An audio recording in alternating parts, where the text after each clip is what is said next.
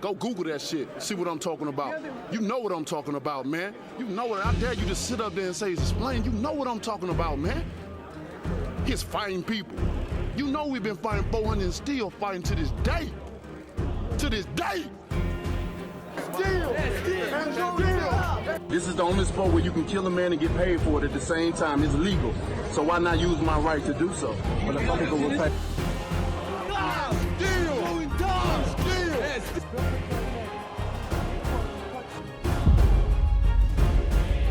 From Olympic bronze medalist to the heavyweight champion of the world, to this day, Deontay Wilder quickly earned himself a reputation as one of the most vicious fighters to ever lace up gloves.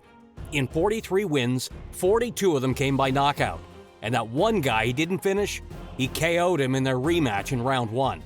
In other words, Deontay knocked out every fighter he ever beat. I mean, it's a blessing because I have the ability to knock a single man out with one punch. His trash talk was a highlight too.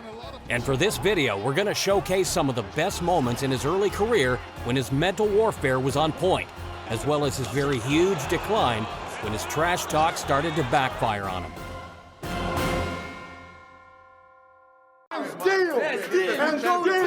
𝐟𝐨𝐫𝐿𝐾. If you're going to try to make an enemy of Wilder pre-fight, you'd better be prepared to deal with the consequences when the time comes to throw down. For 𝐟𝐨𝐫𝐾, he dared to try and provoke Wilder during a backstage run-in, but all he ended up doing was giving his opponent the opportunity to uncork some of his patented trash talk. But Archer was determined to rattle Deontay's cage in any way he could. Unfortunately, all it did was spur Wilder onto a dominant effort. One of the biggest mistakes you can make in there with a fighter as dangerous as Wilder is rushing in too recklessly. Just as 𝐟𝐨𝐫𝐾 landed what looked to be his best punch of the fight, he got overeager and jumped headfirst into a huge counter shot that folded him up like a deck chair.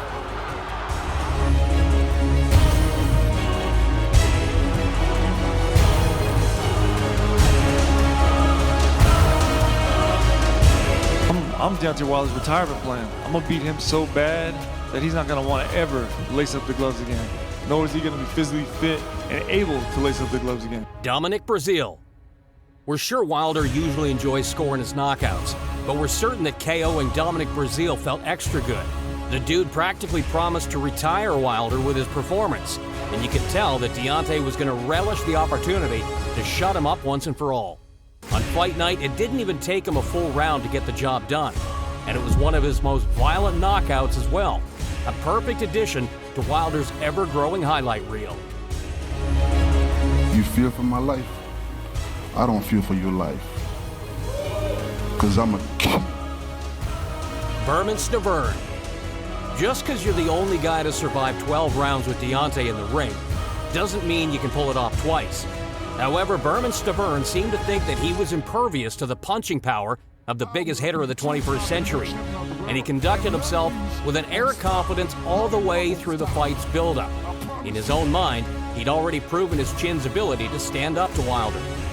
However, on fight night, the Bronze Bomber came out there looking to make a huge statement. When the fight began, he backed up all his trash talk, butchering his opponent's defenses to knock him down in the first round and eventually bulldoze his way to the first round finish. That's what you get for taking a puncher like Wilder lightly. It was almost as if he was relishing the prospect of shutting him up. But this is the point in the story where Wilder's fortunes began to take a turn, where the arrival of an old, undefeated champion of the division left Deontay painted as the villain in their story. And more importantly, some of his technical shortcomings were about to get exposed for the world to see, leaving his trash talk looking more and more desperate with each passing defeat he suffered. Here's where it really starts to go wrong for the Bronze Bomber, folks. Tyson Fury 1. And it all started with fight number 1 of this legendary trilogy with the great Tyson Fury. See, at this time, Wilder still had his aura, and he was clever in the way that he fired back at his opponent, painting himself as the champion and the superior athlete, while calling out Fury for trying to make this fight all about his own personal journey and struggle. In his mind, he, Deontay Wilder, was the new king in town, and Tyson was about to learn he'd bitten off way more than he could chew after such a long layoff. Or at least that's what Deontay thought. I'm tired of him talking about losing weight. Man, this is America, man. That goes on every day. I don't want no foreigner coming over here selling no story in the American public to this because he has a British accent. Get the out of here. Because if I was the one doing that, they'll call me a drug addict. They'll call me somebody that abused my body. They'll call me probably a terrorist. Tensions were high at this point, and though they clearly didn't hate each other just yet, there was a great rivalry bubbling under the surface. And these two giant heavyweights, these two unbeaten heavyweights, were about to put on one of the era's classic fights. And though Fury had a dominant display for the most part, the first knockdown came for Wilder. He caught Fury off balance in the ninth and sent him crashing down to the canvas with a dose of that legendary punching power. But Fury rebounded with a strong round 10, looking like he was right back in the swing of things, showcasing just how tough he truly was. But that toughness would be tested once more before all was said and done. He hadn't quite developed the punching power he grew to have in his later career, but Fury was clearly the more technical fighter of the two. But in the opening minute of the 12th and final round, Wilder threw the most famous punch of his entire career, nailing Tyson with a right that dropped him before landing a huge follow-up left that blasted him down to the canvas. The power of Wilder had somehow overturned a lopsided loss into a huge comeback win. Or had it. Somehow, some way, Fury barely beat the 10 count and got back up. In another shocking turn of fate, Fury got back to work and clearly got the better of the exhausted Wilder for the rest of the round. Imagine thinking that you'd won without any doubt, only to see your opponent somehow survive. Insane stuff. But in a controversial twist, despite having clearly won the fight round to round, Fury was robbed, and the fight was called a draw, ensuring that a lucrative rematch could be made immediately. That's boxing for you, folks. I was like, you know what I'm saying? Because I really thought I had him out of there. Because I follow back. I hit him with the right hand and follow with the left hook. And you know, everyone knows I got heavy hands and I hit hard. And I literally seen this man's eyes rolling in the back of his head. When I seen Jack on the ground with him, you know, checking him, I'm like, it's over. You know, only God knows how he got back up.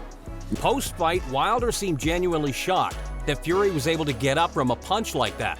And though he wouldn't fully realize it yet, the notion that someone could survive his nuclear-charged power would eat away at his confidence from that moment on. And for a guy as power-centric as Deontay, that's always going to be a tough pill to swallow. I have fun, though. I don't make excuses.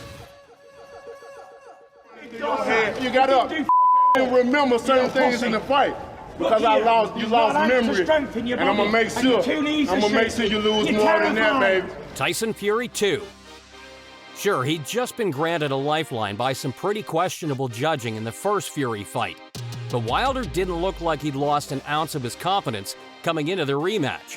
After all, he'd just proven that he was still able to hurt and nearly finish Tyson, even if the bout wasn't going his way.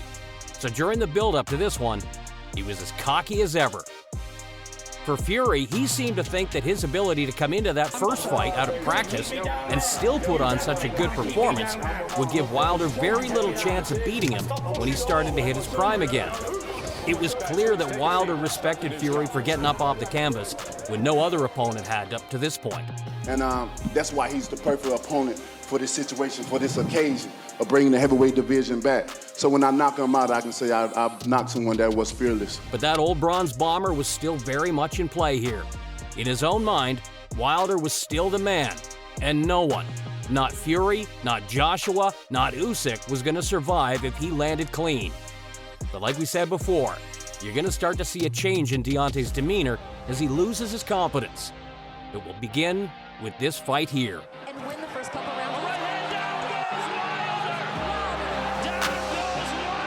This fight wasn't even close. Fury came in being the ultimate showman and proceeded to absolutely school his opponent from the opening bell. And when the third round came, he landed a huge shot that sent Wilder crashing to the canvas. Fury wasn't always known for his punching power, but it was clear he was turning into quite the finisher as he grew older. Wilder had never been hit like this before in his career, and especially not in a fight of this magnitude. And though he stood up and regained his footing, it didn't take Fury long to put him right back down again. If you're looking for the exact moment that the seeds of doubt start to play on Wilder's mind, this is it, folks. In the 7th round of this totally dominant effort, the ref had officially seen enough to know that Deontay was only going to do damage to himself by continuing. And so the bout was waved off. 7th round TKO for Tyson Fury, and a title-winning performance to go with it. Post-fight, we got the first real look at Wilder's ego being totally bruised.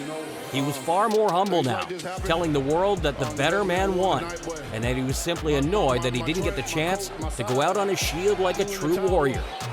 Eventually, though, he'd retract his humbleness and make some truly bizarre excuses for his poor performance. But my ears can still hear and my eyes can still see. The Bible also tells us to be swift to hear and slow to speak. You see, what you don't understand, thief, what you did is what my people deal with all the time. Someone cheating them from providing their greatness into the world. But it's a burden that we cut off only to make us stronger. Tyson Fury 3. Wilder had no reason to be this confident coming into their trilogy fight, and the fact that he repeatedly blamed his loss on his entrance costume being too heavy truly made him look so desperate. The problem with building a character that's as confident as they come is that when the losses start to pile up, you can't just turn around and admit to the world that you were wrong about yourself. Wilder telling Fury that he didn't have knockout power was about to bring forth a sense of irony that's going to leave him looking pretty bad when all is said and done. Deontay had just been absolutely dominated for the first time in his career, totally outgunned by Fury, and put away before the championship rounds were even needed. By telling Tyson that he didn't have KO power, his trash talk was about to set him up for yet another embarrassment. Although he would do better this fight, the end result would undoubtedly be more violent. The other issue was that Wilder was totally outgunned by Fury on the mic as well, failing to get the better of him at any point in their trash-talking exchanges. Give me 1 second, both of you, give me 1 second. He needed a pay rise to save your life. He'd lost his momentum through these subpar performances, and now, even his unbeatable aura was starting to drop off. Little did we know that Wilder still had enough in the tank to give us one final classic. Although, spoiler alert, he was not on the winning side. In round 3, we saw Fury send Wilder crashing to the canvas. Was this about to be an even worse fate for him than their second fight? Well, Deontay managed to get back up to his feet and survive the round. And look, we're here to chronicle this once-feared fighter's fall from grace. But if you're looking for the last gasp of the Deontay of old, then it came in the next round, round 4, where he managed to score a big knockdown on his unbeaten opponent, potentially changing his fortunes in the most dramatic way possible. When a second knockdown came at the end of that same round, it seemed like Wilder was on the verge of pulling off the unthinkable. But when Tyson managed to regain his composure and knock Wilder down in round 10, it opened the door to a brutal 11th round finish that brought their trilogy to an end with an overwhelming statement from Fury.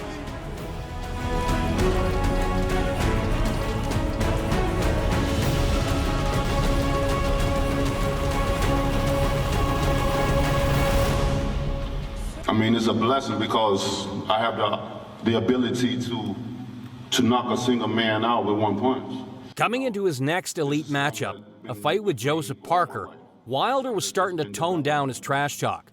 There's only so much you can really say believably after getting beaten 2 officially, but really 3 times by Tyson Fury. He was claiming to have found a level of peace within himself, but as you'll soon realize, that peace was making Wilder a different man on the inside.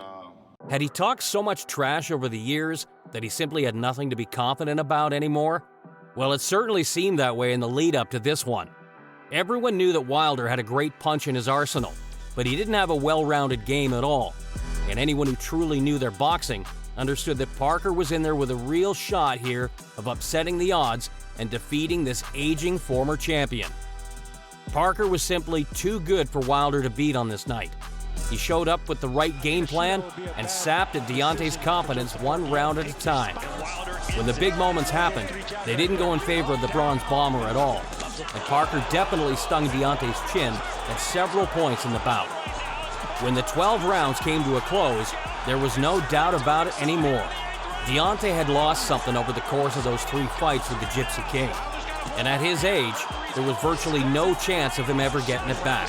Because in reality, he just didn't have the skill set to age gracefully. And now all of that early career trash talking and uber confidence were starting to make him look like a far tamer man as he aged out of the sport. But things were about to get a hell of a lot worse for Wilder. The savagery, the savage of the bronze bomber is back. 𝐬𝐫𝐫𝐤. Finally, we come to the bout that might have led directly to Wilder's retirement from the sport. Leading up to his collision with the in-form 𝐬𝐫𝐫𝐤, he explained how he felt like his edge had been dulled in his last fight against Joseph Parker. How he was too much at peace with himself. They, like I said, drove my name in the dirt, so I found peace. But this time, he was mean, vicious, and ready for war. When you say a do-or-die moment, what do you mean? Yeah, you know, this could be the end of the career. This could be the final goodbyes, the farewell. But you can tell that he's not the same guy anymore. Gone is the uncoachable confidence, that look in his eye that seemed to suggest he felt he could KO any man on the planet. And when he was asked about this being a do-or-die fight, he admitted he wasn't sure if this would be his last fight or not. You know, but in my opinion, Eddie always wanted to promote me, so he getting a little taste of what it's like to promote the bronze bomber. Compare this man to his younger self, and you can just tell he doesn't truly believe that he's on the same level that he once was. And he's right, too. Now that his technical shortcomings have been exposed for the world to see, even the 41-year-old Zhang was about to come into this with a lot of advantages, and he probably had the mental edge as well. This is not the vicious knockout artist who KO'd over 40 men in his long career, and the Parker fight proved that he was losing his ability to break his targets. The Zhang fight would take things to a different level entirely. On fight night, Wilder was a total mess in there. He simply couldn't fight with his usual intensity and sense for the finish. He looked every bit of his 38 years out there. And when his opponent started to realize he was facing a much lesser version of the bronze bomber, it didn't take him long to start to turn up the heat. And when he finally found his opponent's off switch, he laid Wilder out with some extra violence points, ending Wilder's time as a heavyweight elite and perhaps his career too. This fight is finished. It's